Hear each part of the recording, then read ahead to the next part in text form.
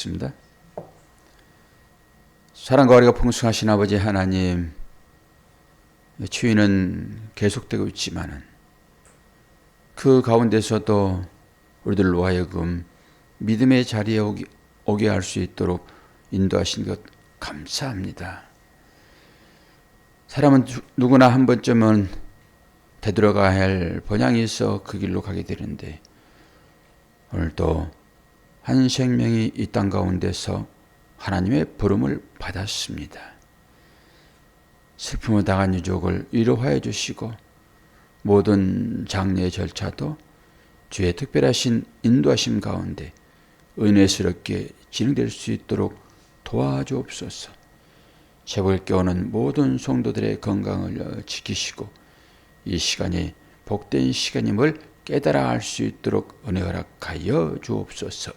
예수 그리스도의 이름으로 기도하옵나이다. 아멘.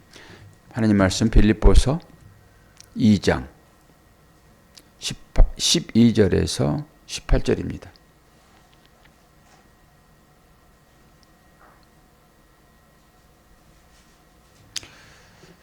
그러므로 나의 사랑하는 자들아, 너희가 나 있을 때뿐 아니라 더욱 지금 나 없을 때에도 항상 복종하여 두렵고 떨림으로 너희 구원을 이루라. 너희 안에서 행하시는 이는 하나님이시니 자기의 기쁘신 뜻을 위하여 너희에게 소원을 두고 행하게 하시나니 모든 일을 원망과 시비가 없이 하라.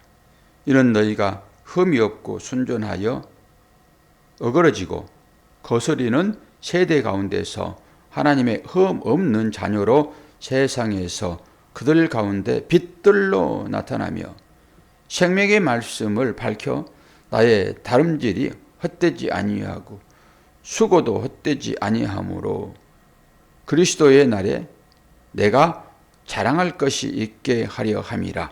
만일 너의 믿음의 재물과 섬김 위에 내가 나를 전제로 드릴지라도 나는 기뻐하고 너의 무리와 함께 기뻐하리니 이와 같이 너희도 기뻐하고 나와 함께 기뻐하라. 아멘. 사도 바울이 구원에 대한 염려가 있습니다. 오늘 12절 말씀 보면은 나 있을 때뿐 아니라 나 없을 때라도 그렇게 얘기하고 있죠. 나 있을 때는 사도 바울이 그들과 함께 있을 때죠. 당연히 말씀을 듣고 복음을 듣고 믿음의 삶을 살 때. 근데 나 없을 때라도 라고 하는 것은 어떤 의미일까요? 지금 사도 바울이 감옥에 갇혀 있는 상태입니다.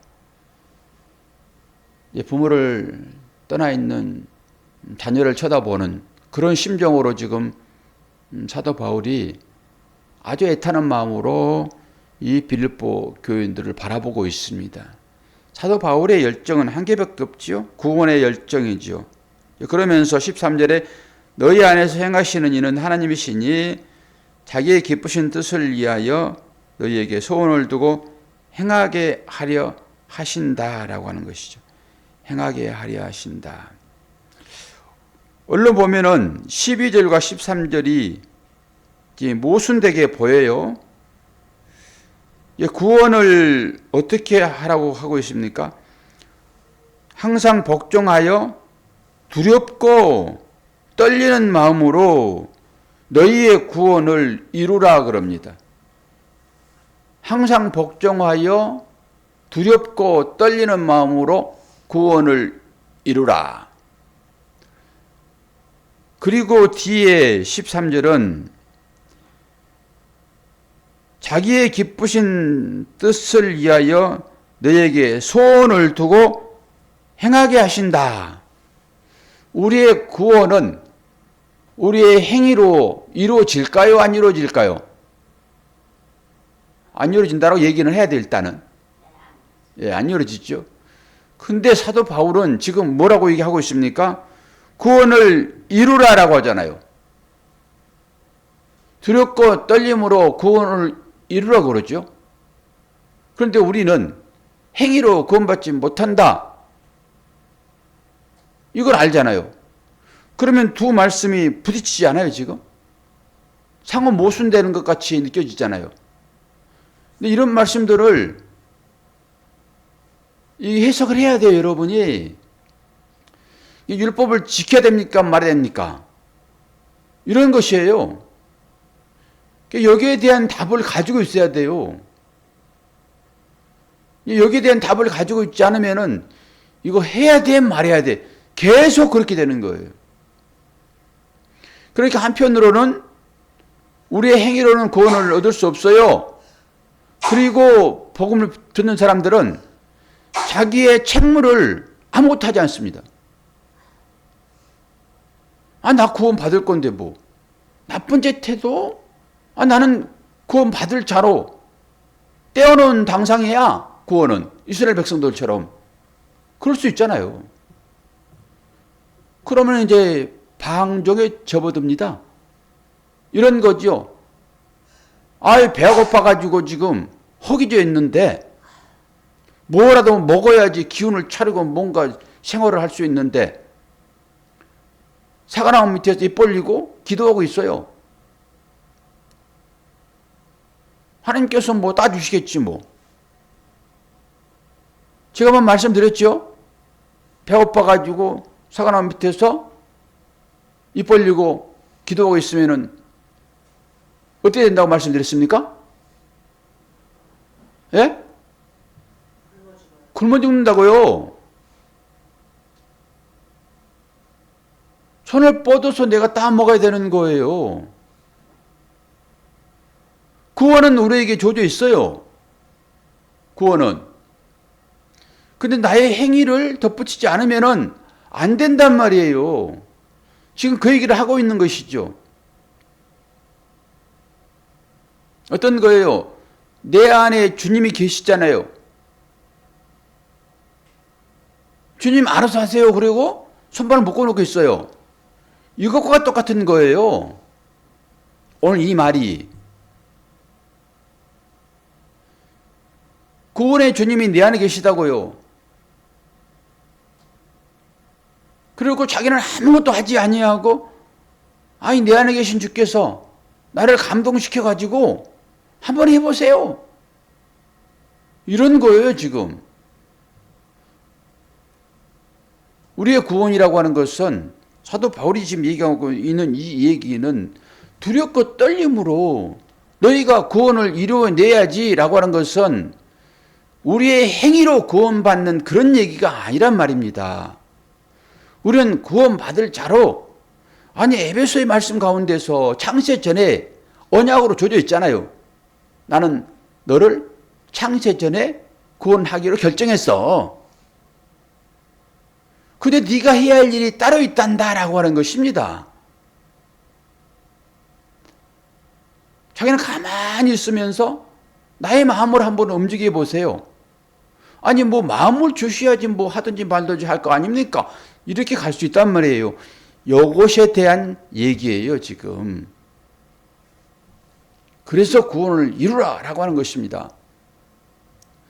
사랑을 하라 했으면은 나는 하고 싶은데 마음을 주셔야죠. 이런 것과 똑같아요. 마음도 주지 아니하면서 왜 사랑하라고 해요? 또 이런 얘기를 할 수 있죠. 굳이 하려고 그러면은 하나님께서 뭔가 나에게 주셔야지만이 내가 그걸 가지고 구제를 할 거 아닙니까? 이렇게 되는 거죠. 제가 권사님을 향하여서 그랬죠. 하나님이 달라 하시면은 다 주겠다 말씀하셨잖아요. 그러면은 그 하나님이 어떤 모양으로 오시면은 다 드리겠습니까? 그렇게 물어봤을 때 유구무원이죠. 어떤 하나님인 줄 알고 우리는 그렇단 말입니다. 우리의 행위가 우리의 구원을 이루는 거예요. 그런 의미에서 사랑을 하라 했으면은 여러 조건을 살피지 말고 환경을 살피지 말고 사랑하라 했으면은 내가 가진 한도 내에서 하는 거예요. 뭐 영양도 안 되는데 자꾸 하려고 하니까 시험을 당하고 하는 것입니다. 그 역량이 안 되면은 차라리 시험 당할 것 같으면은 하지 않는 것이 좋다니까요. 하나님의 일이라고 하는 것은 애들처럼이죠. 꼭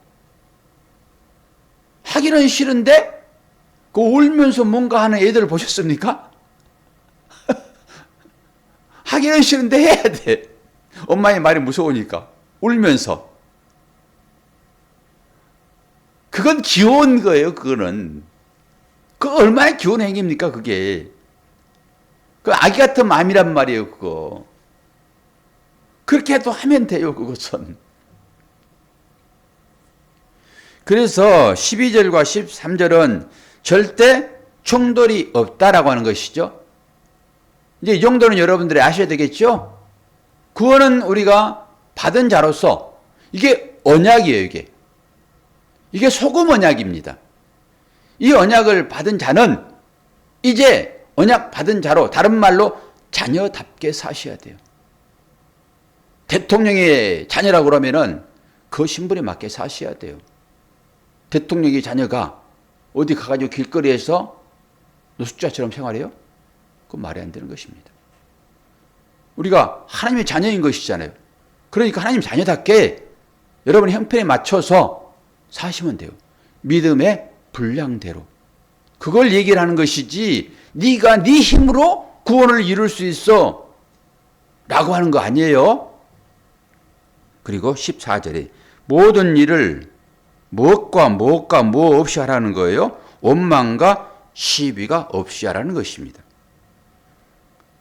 그리고 15절에 이는 너희가 흠이 없고 순전하여 어그러지고 거스르는 세대 가운데서 하나님의 흠은 없는 자녀로 세상에서 그들 가운데 빛들로 나타내며. 왜 그렇습니까? 너희는 빛이다 했잖아요. 우리 스스로 빛을 발산하는 발산체가 아닙니다. 우리는 혹성이 혹성. 주께서 비칠 때 그 빛을 받아서 똑같은 빛으로 나타나는 것입니다. 물론 빛이 흐려지기는 하겠죠. 왜요? 청동 거울 여러분 닦지 않으면 얼굴 못 봅니다.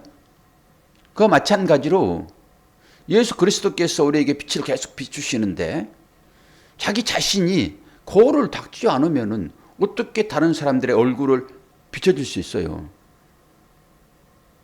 그래서 성결의 삶을 사셔야 돼요. 성결의 삶을. 그래 주님의 빛이 나오죠. 이제는 여러분이 예전에는 빛을 받아서 발산했어요. 예전에는. 근데 지금은 그 빛이 내 안에 들어와 계시잖아요. 이제 여러분이 그런 의미로 발산체가 돼야 되는 거예요.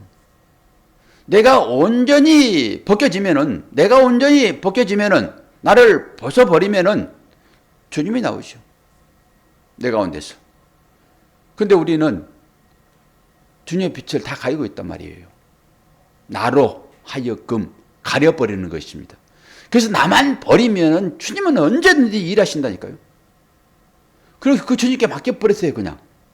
그럼 주님이 일하세요. 그걸 못하니까. 그게 믿음 없는 것이잖아요. 그걸 못하니까 안 되는 거예요, 일들이. 불안하거든요. 젊은 사람들이 그 나이든 어른들을 보면서 불안하듯이. 저는 지금도 뭔가 잘하고, 하고 있고, 잘할 것 같고, 라고 하는데, 젊은 사람들이 보게 되면은, 할 수 있을까? 이런 느낌을 갖는 것 같아요. 근데 저는 속에서 젊음이 있단 말이에요. 지금도. 근데 실제 젊은 사람들을 보게 되면은 약간 둔하게 보이기도 하겠죠? 우리들끼리 보이니까 같이 늙어가니까 옛날 모습 그대로 봐주는 거예요. 근데 환골탈태해가지고 갑자기 권사님이 지금 20대가 됐어요. 그럼 저를 보면서 저 사람 참 둔하고 왜 저러지? 그럴 거란 말이에요. 근데 우리는 같이 늙어가니까 똑같이 봐주는 거예요. 그냥 똑같이. 그래서 끼리끼리 그냥 삽시다. 뭐 젊은 체 하려고 하고 젊어지려고 하려고 하고 껴줘주지도 않는데 제가 또 젊은 사람들하고 같이 팀을 짜가지고 지금 일들 하고 있잖아요. 나는 잘한다고 하고 있고 예전부터 잘해왔으니까. 근데 젊은 사람들은 가만히 쳐다봐요. 저 노인네가 잘하고 있나 이렇게. 참나. 그러니까 그걸 또 알아야 돼요. 내가 젊은 사람들 눈에는 그렇게 보이겠다. 그리고 그걸 놔둬야지. 왜 저것이 와가지고 뒤에서 감시해서 쳐다보겠는가? 이렇게 또 판단하면 안 된단 말이에요. 그렇게 보여요, 그들에게는. 아니, 제가 제일 가까운 동기도 저하고 뭐 7, 8살 차이가 막 나고 그러니까. 아이고, 형님, 작년하고 다르게 보이네요. 그래요. 행동도 둔하게 보이고, 얼굴도 그렇게 보이고. 그 소리를 자꾸 듣고 이제 제 얼굴을 제가 보니까, 아이고, 많이 갔더라고요. 항상 그냥 팽팽하고, 맨날 제 얼굴을 보잖아요. 그러니까 변한 게 별로 없어요. 그래도 오랜만에 본 사람들은 팍팍팍팍 가는 거예요. 그러니까 그 얘기를 자꾸 들으니까 이제 제 눈꺼풀에 콩깍지가 벗겨지니까 제 얼굴이 보이는 거예요. 가기는 갔네. 이런 식으로. 우리도 그렇게 보셔야 돼요. 자기 사랑만 맨날 하고 있으니까. 옛날에 그 20대, 30대, 40대가 그들이 이어져 오니까 계속 그 사랑하고 있어요, 지금. 이제 좀 내려놓으시고요. 그때 사진 끌어놓고 지금 사진 끌어놓고 비교 좀 해보세요. 어제 그 모습 그걸로 이어져 가지고 옛날 그 모습이 지금이야 그러지 말고. 그러니까 사진도 안 바꿔요. 이래서 내려고 그러면은. 옛날 그 젊었을 때 사진 내고 현실을 인식을 하고 사셔야 돼요. 우리가 이제는. 딱 단절하고 이제 보면은 보인단 말이에요. 그게. 맨날 얼굴 아침마다 화장하니까 그 얼굴이 그 얼굴 같아요. 미세하게 변하니까 모르죠. 근데 10년, 20년 전에 사진을 꺼내놓고 보시란 말이에요. 그만큼 내가 변했단 말이에요. 근데 이 변한 사실을 모르는 거예요, 지금. 매일 보니까. 자기를 내려놓으시면 돼요. 자아를 내려놓으시면 돼요. 그때 그거 내려놔 버리세요, 그냥. 그러면 현실이 보인단 말이에요. 내가 어떤지. 아침부터 흥분하고 있네. 그럴 필요가 없는데. 참나. 자, 그런 식으로 믿음을 지키라. 그리고 흠없는 자녀로 세상 가운데서 빛들로 살아라. 이제 빛의 역할을 해야 되겠죠. 너는 빛이다 라고 했으니까. 근데 실제적으로 빛의 역할은 어떤 것인지 여러분 다 들으셔서 아십니다. 근데 또 한편의 빛의 역할이 분명하게 있어요. 우리는 제가 했던 그 빛의 역할을 모르니까 그걸 설명했던 것이고, 이제는 여러분들이 세상 가운데서 진짜로 빛의 역할을 하셔야 돼요. 어둠이 물러가고 힘이 있던 것들이 밝아지고 우울했던 침울했던 사람들의 얼굴이 변하고. 왜요? 내가 내 안에서 주님의 빛으로 발산하고 있으니까. 그들도 나를 보면서 변하지요. 그런데 세상의 개념으로 나는 서치레트야? 내가 비치면은 모든 바퀴들이 다 물러갈 거야? 라는 의식을 가지고 살아가고 있으니까 이게 스타성 아닙니까? 다 스타 되고 싶은 것이죠. 그게 별 아닙니까? 별의 때가 올지 그때를 기다리고 있고. 그러니까 그냥 그런 개념을 깨기 위하여 빛의 역할은 무엇입니까? 하나님께서 여러분 심판하실 텐데요. 심판을 어떻게 하십니까? 하나님이 뭘 몰라서 우리를 사용하십니까? 그러지 않겠잖아요. 심판을 어떻게 하세요? 죄악이 드러나야지 심판하잖아요. 그래서 율법은 죄를 드러나게 하는 역할을 하는 거예요. 그래서 우리가 그 율법의 역할로 죄가 드러났고, 그 자기의 죄를 시인하는 자는 주께서 그 죄를 사해버렸잖아요. 그 역할이 율법의 역할이란 말이에요. 그럼 빛의 역할도 마찬가지인 거예요. 빛의 역할은 뭐예요? 내가 너희를 빛으로 보냈는데 어둠을 드러나게 하는 사명을 내가 너에게 줬다. 그러면 어둠이 어떻게 드러나요?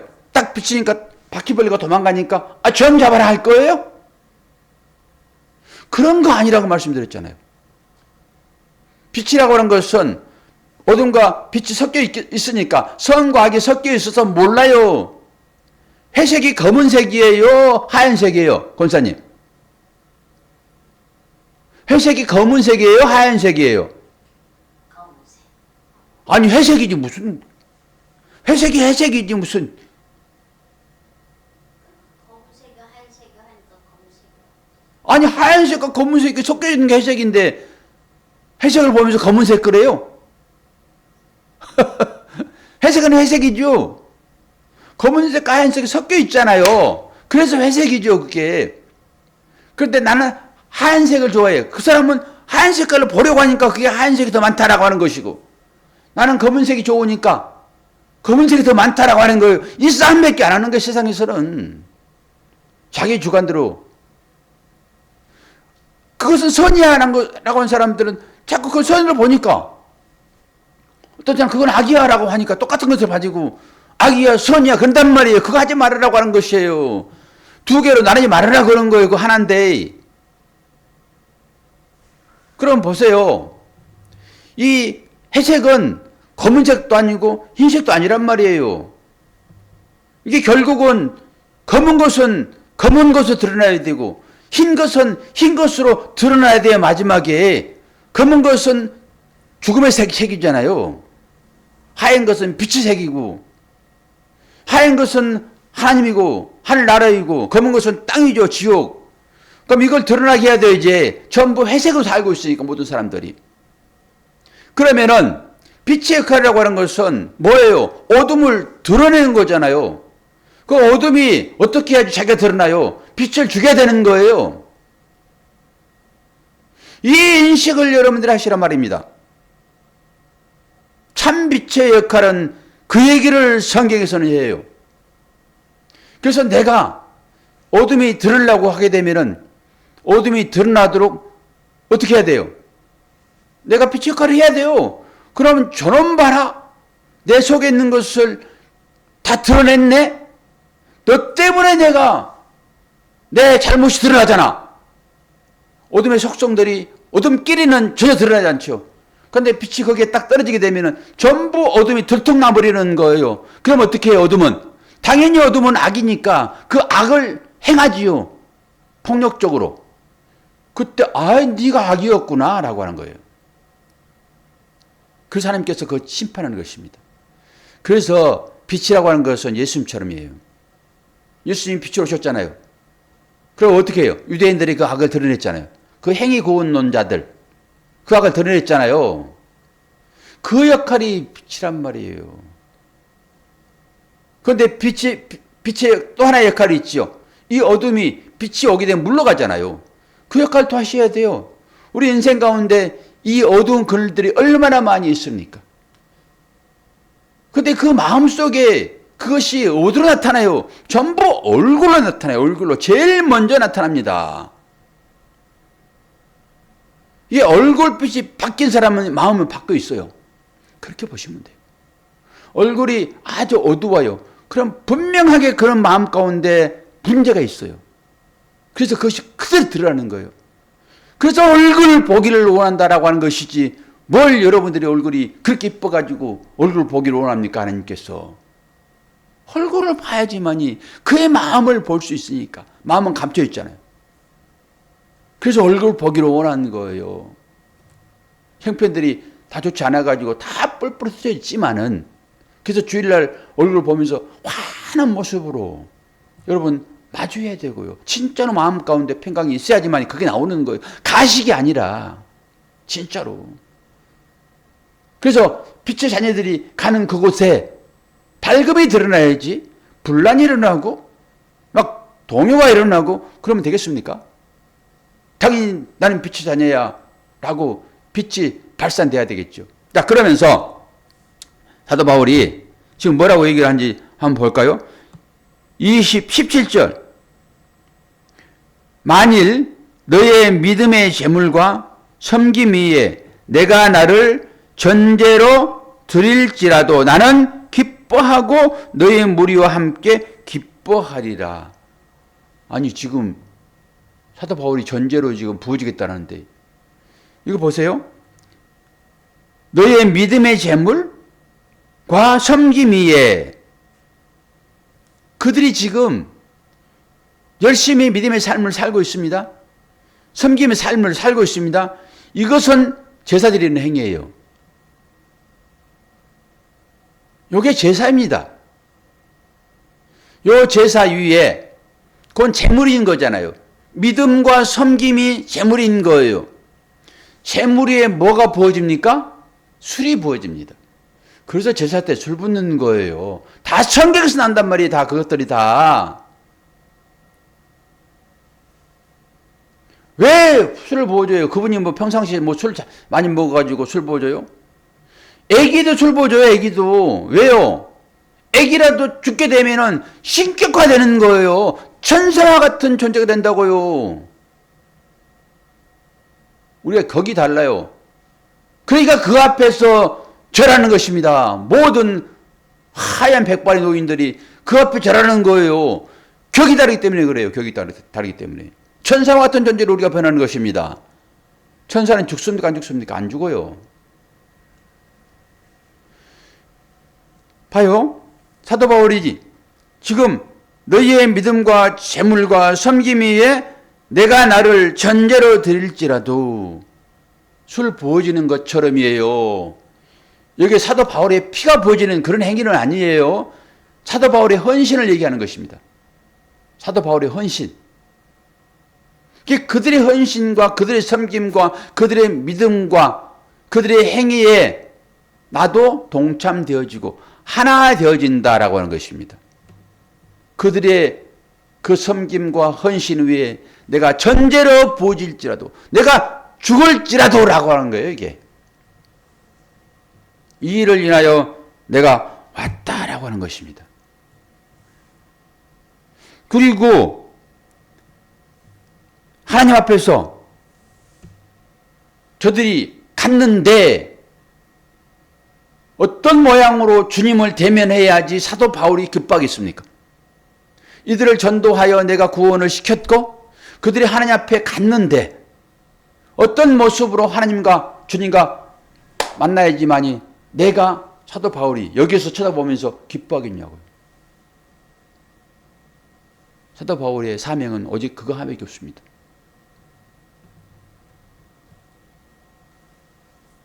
어떤 식입니까? 제가 요즘에 그 목공을 하잖아요.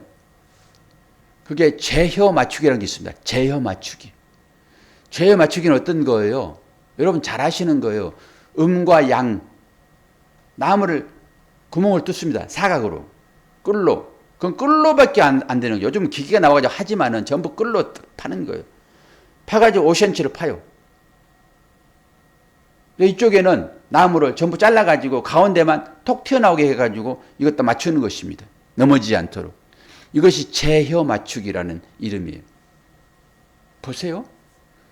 주님은 기다리세요. 한 몸을 이루시려고. 그러면 우리에게 주님이 어떤 모양으로 만들어서 와라라고 하는 명령이 떨어졌습니다. 자기 자신과 하나 되기 위하여 우리를 보내셨으니까 그 한 몸 이루기 위하여 우리에게 사명이 줬단 말이에요. 사도 바울이 지금 그 작업하고 있는 것입니다. 주님한테 딱 맞추는 그 행위를 이 성교의 사명을 한단 말이에요. 그런데 갔는데 안 맞아 하나도. 그러면 다시 보내요. 야 사도 바울아, 내가 너한테 이러이러한 모양으로 다 만들어서 보내려고 했는데 어떻게 다 하나도 안 맞니? 다시 보내요. 그래서 딱 맞을 때 그림이 완성되잖아요. 바울아, 고맙다. 내가 너 때문에 기뻐해. 나 이제 온전히 한 몸을 이뤘어. 이거 얘기하는 거예요, 지금 사도 바울이. 너희들 때문에 내가 기뻐한다라고 하는 것은 무엇 때문에 기뻐하는 거예요, 지금? 주님의 마음에 합당한 자로 내가 전제로 부어질지라도 이 선교의 사명을 잘 감당했다라고 하는 것입니다. 전제로 부어질지라도 그들의 재물 위에, 그들의 헌신 위에, 그들의 믿음 위에 내가 부어질지라도 이것은 제사의 끝이잖아요. 이게 마무리입니다, 이게. 그럴지라도 나는 기뻐하겠다, 너희들로 인하여서. 저는 이게 목사의 심정이라고 봅니다. 목사가 어찌 됐든 간에, 감옥에 갇힌 사도 바울처럼의 삶이 됐든 간에 성도들이 신앙 고백을 하고 그 신앙 고백에 걸맞게 구원을 이루라고 하는, 사랑을 하라고 하는 그 사랑의 행위가 성도들의 삶 가운데 나오면은 얼마나 기뻐하겠냐고요. 목사는 그것밖에 없어요. 이제 목사도 힘이 딸립니다. 어제는 차를 타고 오는데 우리 권사님이, 목사님 우리 잘 데려다 줄 수 있어요? 그러시더라고요. 이것이 유머스러운 얘기예요. 그런데 이 아침 시간에 그렇죠. 잘 모셔야 드려야죠. 예수님 신부로 여기에 보낸 여러분을 제가 잘 모셔야 드려야죠. 이 책임이 저한테 있는 거예요. 어떻게 단장시켜서 신랑 되시는 그분께 잘 모셔야 드려야죠. 이것은 나이를 떠난 거잖아요. 사명입니다, 이것은. 천재로 보질지라도 그 일을 목사는 해야 되는 거예요. 이런 애타는 심정으로 제가 새벽을 깨웁니다. 다른 거는 못해도 제가 이것만큼 잘하려고 해요. 예수님 마음에 합당하게. 그러니까 두렵게 떨리는 거예요. 잘 맞춰서 그분에게 보내드려야 되는데, 나는 잘했다고 하는데 혹시 그분이 대참 어떨까라고 하는. 그러니까 저와 여러분이 협력해야 돼요. 그 부분에 있어서. 여러분의 믿음과 헌신, 그 위에 제가 완성으로 전제로 부어지는 이 재물을 하나님 받으실 거라고요. 제가 또 안 부어지면 되겠습니까? 여러분 믿음 헌신을 다 했는데 제가 전제로 안 부어지면 되겠냐고요. 사도 바울처럼 부어져야 되는 것이. 그게 제사가 완성되는 것인데. 의미 있는 소리들을 좀 잘 아시고 서로 간에 여러분도 계신 곳에서 사랑의 행위가 나오고 믿음의 행위가 나오고, 저도 열심히 서포트하고, 저도 나름대로 저도 구원을 이루어야 되는 것이니까 그 삶을 서로 함께 살 때 이것을 연합이라고 하는 것입니다. 오늘도 새벽을 깨우신 여러분 축복하고요. 여러분의 삶이 그렇게 사시다 보면은 마지막에 우리도 다 그렇게 부름을 받을 것입니다. 그때 다 내려놓고 그냥 가는 거예요. 다 뭐 움켜쥐려 하지 마시고요. 지금은 내려놓을 때입니다. 내려놓을 때. 기도하겠습니다. 아버지 하나님, 아버지의 사랑 거래를 감사합니다. 사도 바울의 심정이 고스란히 전해지고 있는 이 새벽을 맞습니다.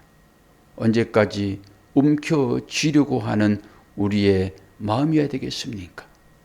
이제는 조금씩 팔 벌려 안아주고 손 펴서 도움 주고 하는 삶이 우리에게 있을 수 있도록 은혜 허락하여 주옵소서.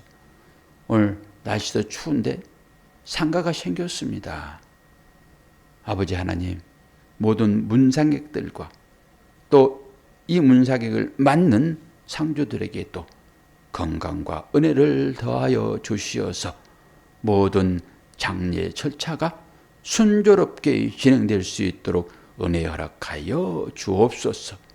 그리고 이 추위 가운데서도 각자 맡은 바 역할을 충실히 감당하는 새벽을 깨우는 하나님의 자녀들에게도 은혜 허락하시사 건강하게 하시고, 맞닥뜨린 그 모든 환경들이 주께서 우리에게 허락하신 그 이름을 믿음으로 고백하도록 도와주옵소서. 감사드리며 예수 그리스도의 이름으로 기도하옵나이다. 아멘.